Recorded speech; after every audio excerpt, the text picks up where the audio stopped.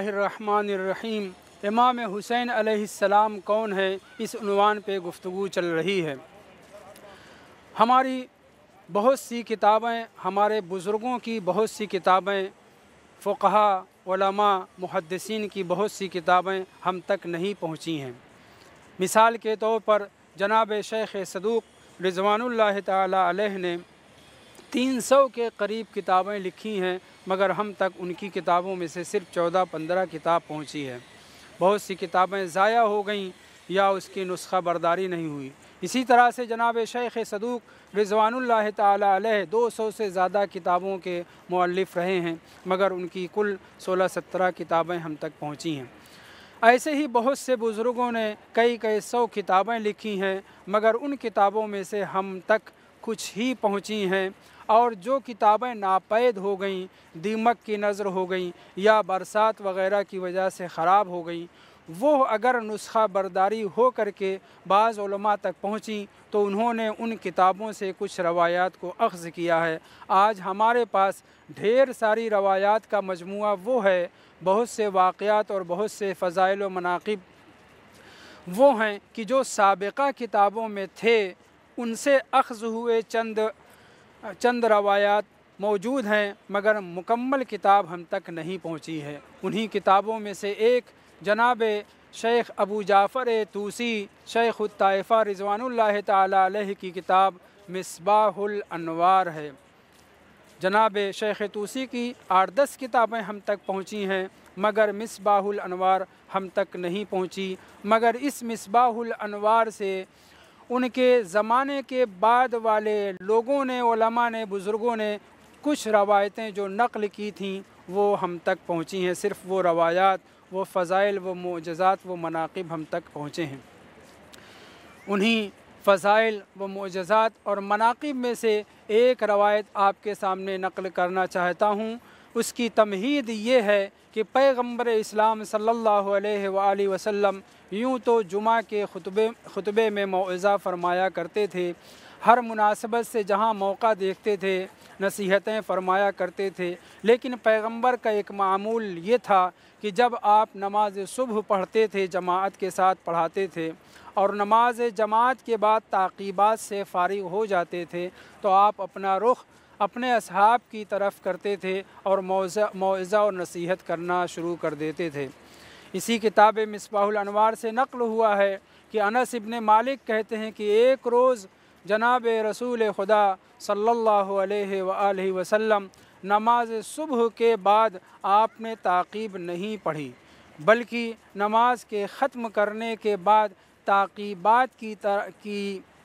जगह आपने हमारी तरफ रुख़ किया और मैंने पहल की पैगम्बर इस्लाम से सूरह निसा की आयत नंबर 69 के सिलसिले में सवाल कर लिया, उलाइकल्लज़ीना अनअमल्लाहु अलैहिम मिनन नबिय्यीना वस्सिद्दीक़ीना वश्शुहदाए वस्सालिहीना व हसुन उलाइका रफ़ीक़ा।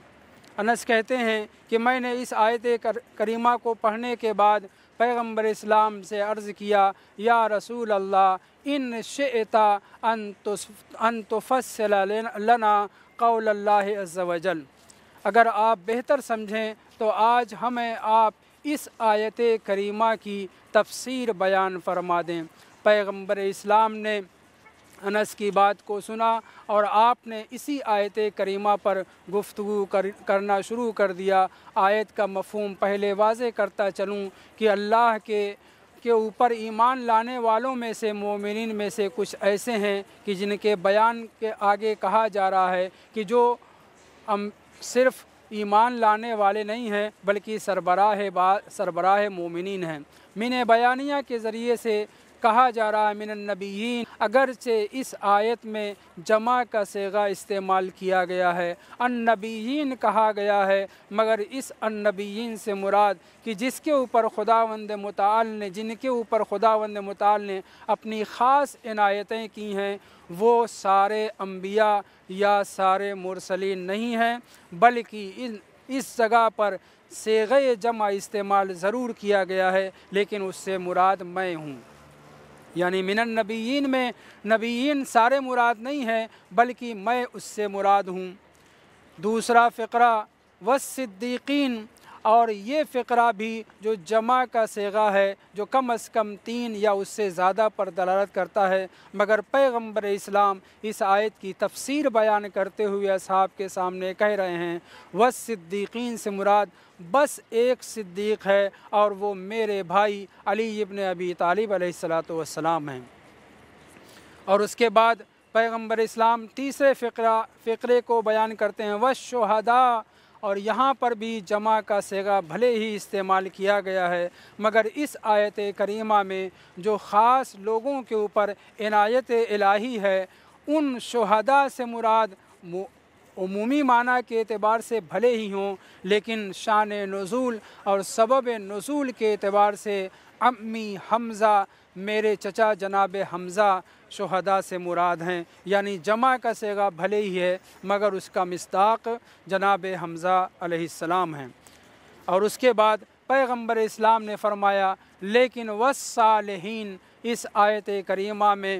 3 بزرگواروں کے لیے، 3 ذوات مقدسہ کے لیے ہے بس، یعنی صالحین اپنے لفظ اور معنی کے اعتبار سے حضرت آدم سے شروع کریے آخری انسان تک جو بھی نیکوکار اور صالح ہوگا وہ صالحین میں داخل ہوگا، لیکن تفسیر رسول اسلام کے اعتبار سے انس ابن مالک کی روایات کی روشنی میں والصالحین سے مراد ابنتی فاطمہ و اولادہا الحسن والحسین علیہم السلام۔ اس آیت کریمہ کے آخری فقرے والصالحین سے مراد صرف میری بیٹی فاطمہ زہرا صلوات اللہ علیہا اور ان کے دونوں فرزند حضرت امام حسن مجتبیٰ علیہ السلام